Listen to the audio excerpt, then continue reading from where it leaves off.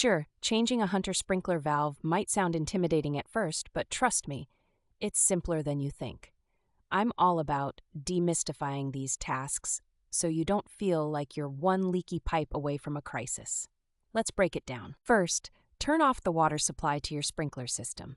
This is your no-brainer step, but believe me, skipping this can turn your backyard into an actual swamp. Pro tip, if you don't know where your system shutoff is, now's a great time to learn. Next, identify the faulty valve. Typically, it's located in a valve box, which should be somewhere in your yard. If you're like me and forget where stuff is, look for a green plastic cover. Grab a metal detector if necessary. Once you've accessed the valve box, locate the specific valve that's not working. Common pain point? These boxes are often filled with dirt, spiders, and occasional frogs. Welcome to adulting. Gloves are your best friend here, trust me. Now, disconnect the wires attached to the solenoid. They'll often be two small wire connections. A lot of folks get nervous here, but just take a photo with your phone to ensure you can match the wires when reattaching. Easy win. After the wires are disconnected, unscrew the faulty valve using either your hands or a pair of pliers.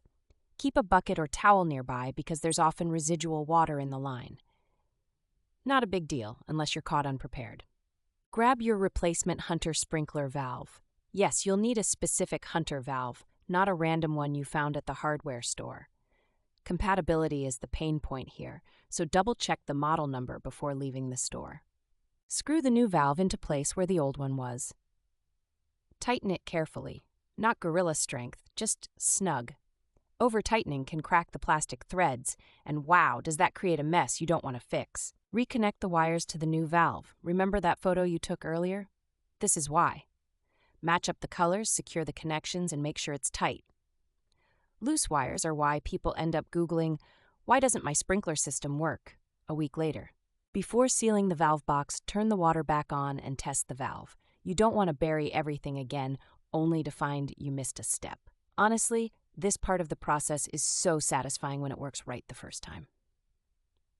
Once you're sure everything's operational, close up the valve box. Make sure it's securely covered to prevent dirt and critters from sneaking in later.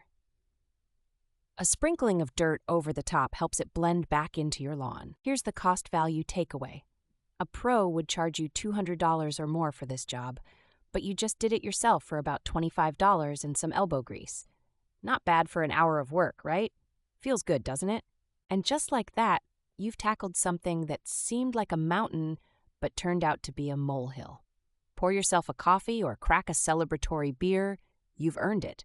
Who knew sprinkler repair could make you feel like a superhero?